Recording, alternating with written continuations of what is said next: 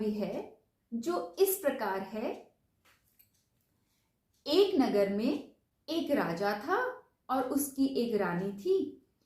वो रानी एक दिन नदी किनारे स्नान करने गई और उसने अपना 9 लखा हार उतार के एक तरफ रख दिया। जब वो स्नान करके बाहर निकल के आई तो उसने देखा कि रानी का 9 लखा हार वहां पर नहीं है। रानी इस गम में बहुत दुखी हुई और अपने महल में जाकर राजा को बोला कि हे महाराज, मेरा 9 लखा हार ला के दीजिए। वस्तुतः जब रानी नदी में स्नान करने के लिए गई थी तो एक कौवा आया और उसने रानी का 9 लखा हार उठाया और उड़ गया। कुछ समय के उपरांत उस कौवे ने उस हार को एक पेड़ पर टांग दिया। कुछ समय के पश्चात उस पेड़ के नीचे से एक ब्राह्मण देवता निकले जो अत्यंत गरीब थे।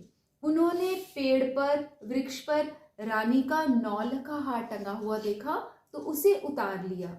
इधर राजा अपनी रानी के हार गुम हो जाने से और रानी को व्यथित और दुखी जानकर खुद भी बहुत परेशान हुआ। उसने पूरे नगर में डोंडी पिटवा दी, नगाड़ों से घोषणा करवा दी कि जो भी मनुष्य रानी का 9 लखा हार वापिस ला कर देगा उसको मैं मुंह मांगा वरदान दूंगा। उधर ब्राह्मण देवता ने जब ये घोषणा सुनी तो वो रानी का 9 लखा हार लेके महल गया। राजा और रानी बहुत प्रसन्न हुए और राजा ने बोला, हे ब्राह्मण देवता, कहो मैं तुम्हारी क्या इच्छा पूरी कर सकता हूँ। ब्राह्मण देवता ने बोला कि हे महाराज, अब जब दीपावली का त्योहार आए तो रात के समय पूरे नगर में कहीं भी रोशनी ना हो, दीपक ना जले, क्योंकि मैं चाहता हूं कि दीपक सिर्फ मेरी ही झोंपड़ी में जले। राजा ने कहा, बस इतनी सी बात है, तुमने कहा और ये काम हो गया। दीपावली आई, पूरे नगर में डोंडी पिटवा दी गई थी कि आज की रात किसी के भी घर में दीपक नहीं जलेगा, प्रकाश नहीं होगा, रोशनी नहीं होगी। उस रात को सिर्फ ब्राह्मण के घर में ही दीपक जला था, रोशनी थी, प्रकाश था।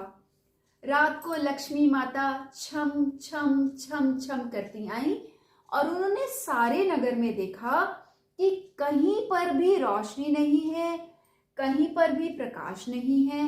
ये क्या बात है? लक्ष्मी माता चलती चलती जब आगे गई तो उन्होंने देखा कि एक छोटी सी झोंपड़ी है जिसके अंदर एक दीपक जल रहा है और वहीं पर प्रकाश है। लक्ष्मी माता उस झोंपड़ी के पास गई। जब झोंपड़ी के भीतर गई तो उन्होंने देखा कि वहां पर एक अत्यंत गरीब ब्राह्मण परिवार रहता है। ब्राह्मण ने लक्ष्मी माता का आदर सत्कार किया, उन्हें बैठने के लिए यथोचित स्थान दिया। लक्ष्मी माता ने कहा कि मैंने सारे नगर में भ्रमण किया किंतु मुझे कहीं पर भी रोशनी, प्रकाश और दीपक नहीं दिखा, केवल तुम्हारी ही झोंपड़ी में मुझे दीपक दिखा। इसका क्या कारण है ब्राह्मण देवता? ब्राह्मण ने कहा कि हे लक्ष्मी माता, मैंने राजा से निवेदन किया था कि दीपावली के दिन किसी के भी घर में प्रकाश ना हो सिवाय मेरे घर के, क्योंकि मैं चाहता था कि आप अपने चरण कमलों को मेरे घर में, मेरी कुटिया में डालें और मुझे कृतार्थ करें। मैं एक अत्यंत गरीब ब्राह्मण हूँ और मेरा परिवार बहुत कष्टों से निकल रहा है। आप कृपया यहीं पर विराजमान हो जाइए। लक्ष्मी माता ने कहा कि ब्राह्मण देवता, मैं तुम्हारे घर आ तो गई हूँ किंतु मैं चलायमान हूँ। मैं कभी एक जगह पर सदा के लिए नहीं रहती, इसलिए मुझे कभी ना कभी तो जाना ही होगा। यह सुनकर ब्राह्मण देवता ने बोला, ठीक है मां लक्ष्मी, जैसा आप कहें, किंतु जब तक मैं नदी से स्नान करके नहीं आता तब तक तो आप इस घर में, इस कुटिया में विराजेंगी ही ना। लक्ष्मी माता ने कहा, ठीक है ब्राह्मण देवता, जब तक तुम स्नान करके नदी से वापस नहीं आते तब तक मैं तुम्हारी कुटिया, तुम्हारा घर, तुम्हारा परिवार छोड़ के वापस नहीं जाऊंगी। लक्ष्मी माता को अपने परिवार के साथ बिठाकर उनकी आवभगत करके पूजा अर्चना करके ब्राह्मण देवता नदी में स्नान करने जाते हैं और स्नान करते ही वो जल में ही जल समाधि ले लेते हैं।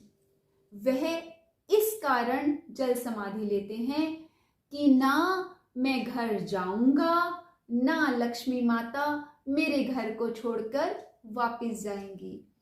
उस ब्राह्मण देवता ने लक्ष्मी माता को सदा के लिए अपने घर में विराजमान करने के लिए, हमेशा उन्हें अपने घर में स्थापित प्रतिष्ठित करने के लिए अपने जीवन की आहुति दी।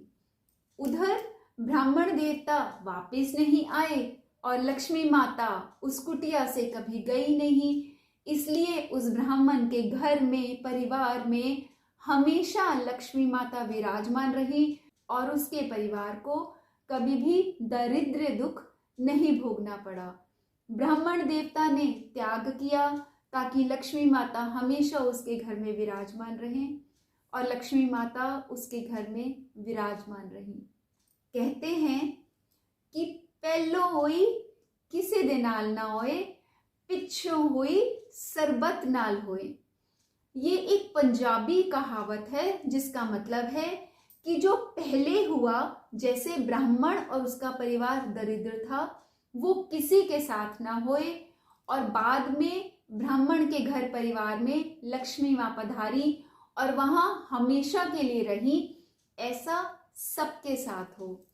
पहले होई किसी दे नाल ना होए, पिछों होई सरबत नाल होए। भगवान करे आप सबके जीवन में, आपके घर परिवार में हमेशा खुशियां रहें, सरबत का भला हो, आपका घर सुख, शांति, धन, स्वास्थ्य, खुशियों से हमेशा भरा रहे। इसी के साथ आप सभी को दीपावली की एक बार फिर से शुभकामनाएं। ओम श्री महालक्ष्मी नमः। शुभ दीपावली। अगर आप इस वीडियो को देख रहे हैं अंत तक और आपको मेरे द्वारा दी गई जानकारी अच्छी लगी है, अगर आपको लगता है कि जो प्रयास मैं कर रही हूँ अपने दुर्लभ मनुष्य जन्म को सफल बनाने के लिए, वही प्रयास आप भी करना चाहते हैं, और आपको लगता है कि यह जानकारी, यह ज्ञान, मेरी समझ दूसरों से साझा करने से आपका भी कुछ भला होगा और दूसरों का भी भला होगा, तो कृपया इन वीडियोस को आगे फॉरवर्ड कीजिए, दूसरों के साथ साझा कीजिए, दूसरों के साथ शेयर करिए और मेरे साथ साथ अपना दुर्लभ जन्म भी सफल बनाने का प्रयास जारी रखिए। अगर आपने अभी तक सब्सक्राइब नहीं किया है तो कृपया चैनल को सब्सक्राइब कीजिए, ताकि जैसे ही नए वीडियोस अपलोड हो वो सबसे पहले नोटिफिकेशन के द्वारा आप तक पहुंच जाएं। शुभकामनाएं।